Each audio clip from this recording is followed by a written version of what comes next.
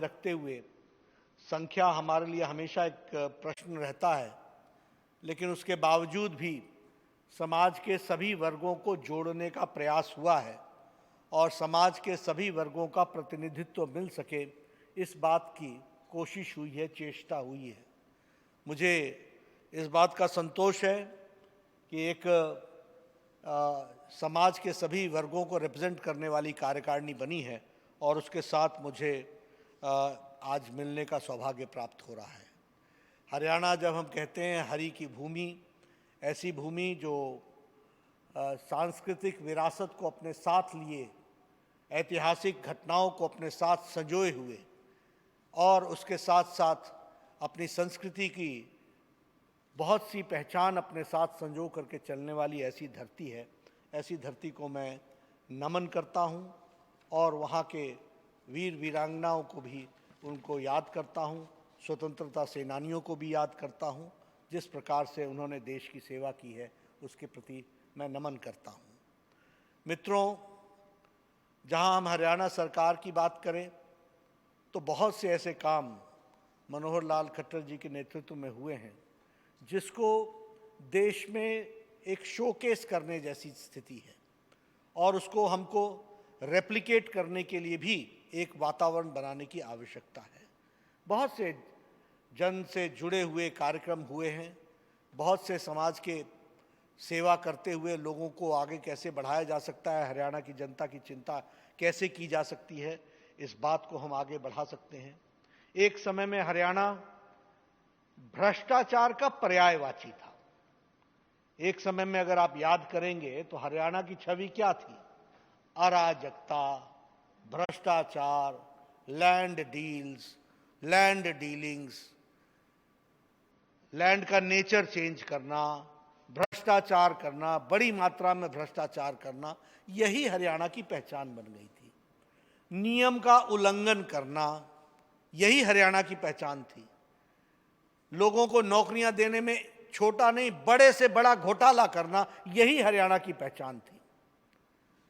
मोदी जी की सरकार 2014 में आई और 2014 में ही हरियाणा में सरकार स्थापित हुई और सरकार बनने के बाद प्रदेश की छवि में परिवर्तन आया और हरियाणा भ्रष्टाचारी प्रदेश से प्रगतिशील प्रदेश बनने की ओर बढ़ चला। इसको हमको समझना चाहिए।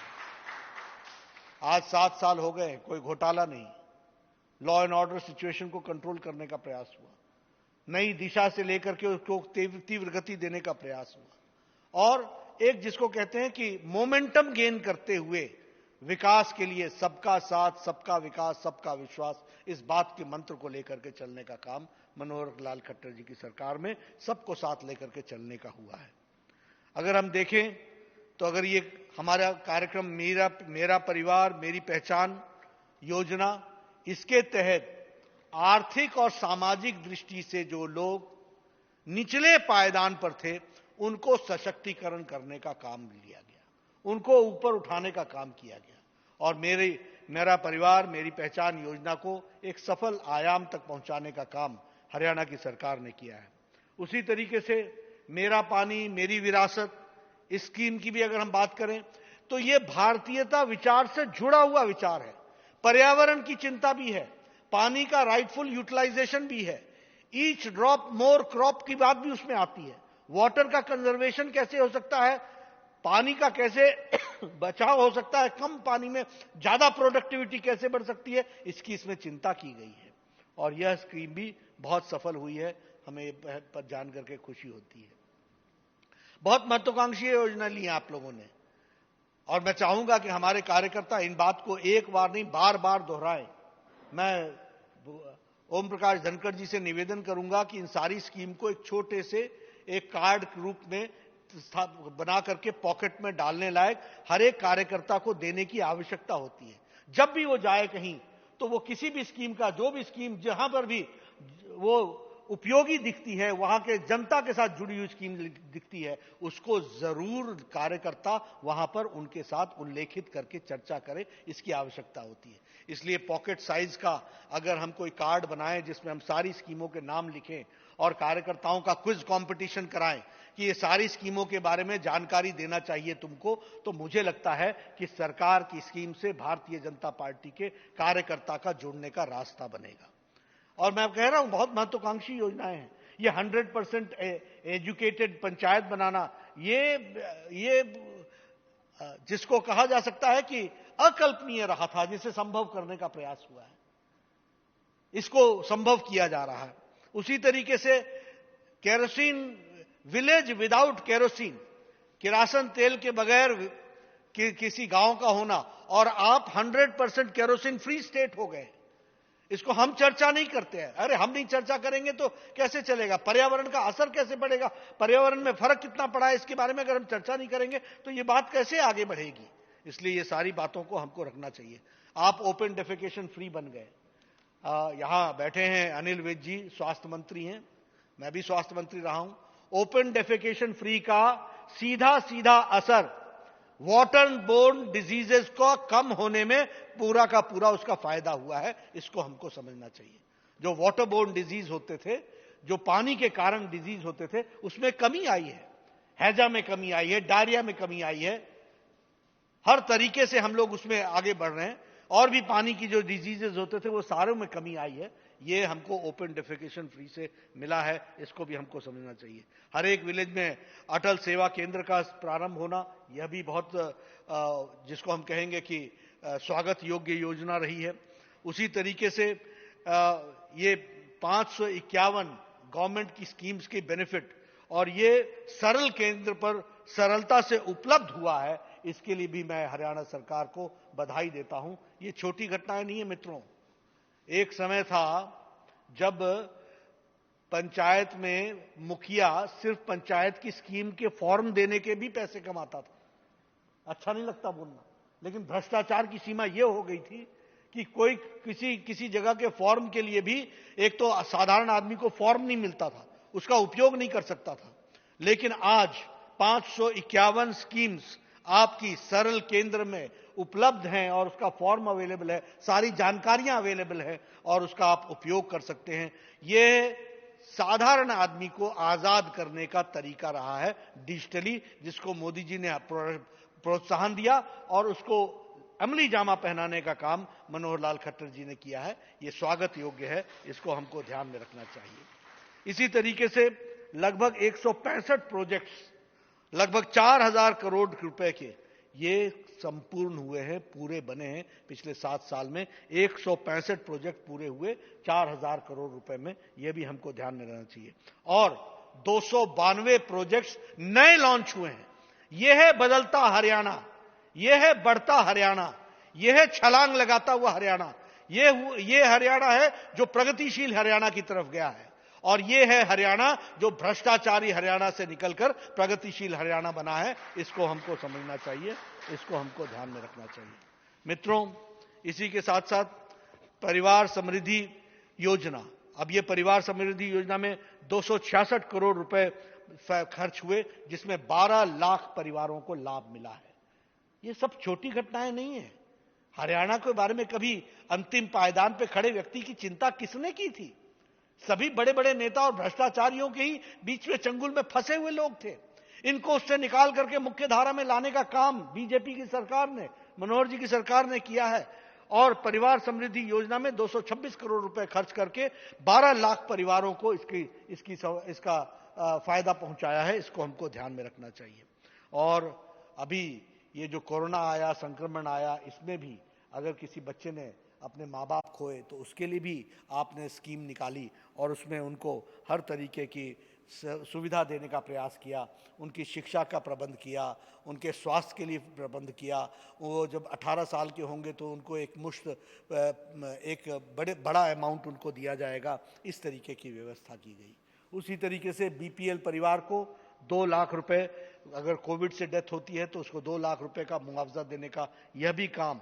और ये कोविड अभी ये घटनाएं घटी ही थी कि ये स्कीम लागू कर दी गई, इसको ध्यान में रखना चाहिए। और इंश्योरेंस कवर सभी किसान को, लगभग 10 लाख किसानों को और आढ़तियों को 10 लाख रुपए का इंश्योरेंस कवर दिया गया है, यह भी हमको ध्यान में रखना चाहिए। और इसी तरीके से मुख्यमंत्री परिवार समृद्धि योजना में 6,000 करोड़ रुपए, 6,000 प्रति वर्ष उन फैमिलीज को दिया जाएगा, 6,000 रुपए जिनकी सालाना इनकम 1,80,000 से कम है। इस तरीके का किया। मैं मित्रों, ये सारी स्कीम्स आपके सामने, ये ऐसा नहीं कि आप नहीं जानते होंगे, आप जानते होंगे इन स्कीम्स का, लेकिन मैं इनको क्यों दोहरा रहा हूं? मैं इसलिए दोहरा रहा हूं कि भारतीय जनता पार्टी के कार्यकर्ता को इकोसिस्टम में इन सारी बातों को बारंबार रखते हुए लोगों को बताना पड़ेगा कि हम कैसे अंतिम आदमी की चिंता कर रहे हैं, कैसे हम सबका साथ, सबका विकास, सबका विश्वास लेकर के चले, कैसे हम अंतिम पायदान के व्यक्ति को सशक्तिकरण कर रहे हैं, कैसे हम महिलाओं की चिंता कर रहे हैं, कैसे हम अपने दलित भाइयों की चिंता कर रहे हैं, कैसे हम अपने गरीब भाइयों की चिंता कर रहे हैं, कैसे हम आयुष्मान भारत में उनके स्वास्थ्य की चिंता कर रहे हैं। ये सारी चीजों को हमको लोगों के सामने रखना पड़ेगा, रखना चाहिए। ये मेरा आपसे निवेदन है। मित्रों, हम सब जानते हैं पिछले 1.5 साल से सारे राजनीतिक दल लॉकडाउन हो गए हैं, सारे राजनीतिक दल क्वारंटाइन में चले गए हैं, सारे राजनीतिक दल आइसोलेशन में चले गए हैं, सारे राजनीतिक दल कुछ तो आईसीयू बेड्स में पर पहुंच गए हैं। ये उनकी स्थिति हो गई है। दिखते नहीं है, कहीं जनता के बीच में नहीं जा रहे। बड़े बड़े नेताओं से पूछे, मुझे तो 6 महीना हो गया निकले हुए। किसी से पूछो, मुझे तो 3 महीना हो गया निकले हुए। मैं तो घर में ही रहता हूं, आपको मालूम है मैं डायबिटिक हूं, पता नहीं मेरा क्या हो जाएगा। ये है सारे नेता, विपक्ष के नेता। एक नहीं दिखता, एक नहीं दिखता, सारे क्वारंटाइन हो गए। और ऐसे में प्रधानमंत्री मोदी जी के नेतृत्व में भारतीय जनता पार्टी के करोड़ों कार्यकर्ता अपनी जान को जोखिम में डालकर, और जान को जोखिम में डालकर नहीं, जान गंवा करके भी सेवा ही संगठन है, इसको नीचे अमली रूप में पहुंचाया है। इसको हमको समझना चाहिए हर तरीके से। चाहे पहला दौर आया कोरोना का या दूसरा दौर, हमेशा भारतीय जनता पार्टी का कार्यकर्ता जमीन पर लोगों की सेवा करते हुए दिखा और भारतीय जनता पार्टी का एक नया रूप देखा। हम सिर्फ चुनाव लड़ने के लिए मशीन नहीं है, हम सिर्फ चुनाव लड़ते हैं नहीं है, चुनाव लड़ते भी हैं और जीतते भी हैं, लेकिन चुनाव लड़ना ही हमारा मकसद नहीं है। चुनाव से बड़ा हमारा आयाम है। हम सामाजिक कार्यकर्ता भी हैं, हम राजनीतिक के साथ साथ समाज के प्रति भी अपनी जिम्मेवारियां निभाते हैं, और सामाजिक कार्यकर्ता होने के नाते सेवा ही संगठन में हमारे लोग लगे रहे हैं। इस बात को हमको समझना चाहिए। ये सब छोटी घटनाएं नहीं है। अगर दूसरे दौर में भी, दूसरे वेव में भी अगर हम लोगों ने ब्लड डोनेशन कैंप लगा करके 4,531 ब्लड डोनेशन के कैंप्स लगाए हैं, उसी तरीके से 1,497 हेल्पलाइन सेंटर चलाए हैं। हेल्पलाइन सेंटर चलाने का मतलब हम सब जानते हैं। हेल्पलाइन का मतलब होता है कि 24 घंटे 24x7 किसी व्यक्ति को बैठाना और फोन सुनना और उनका जवाब देना, उसका रजिस्टर मेंटेन करना, किस किस की कहां क्या जरूरत पड़ी और क्या पहुंचाया गया, ये सारी जानकारियां रखना, इसका लेखा जोखा रखना, ये काम हेल्पलाइन सेंटर किया गया। ये छोटी घटनाएं नहीं है। उसी तरीके से आप देखेंगे फेस मास्क लगभग 1,40,00,000 फेस मास्क बांटे गए, फूड पैकेट्स लगभग 50 लाख बांटे गए, राशन किट्स लगभग 30 लाख बांटे गए। ये काम देश भर में हुआ है और हरियाणा पीछे नहीं रहा।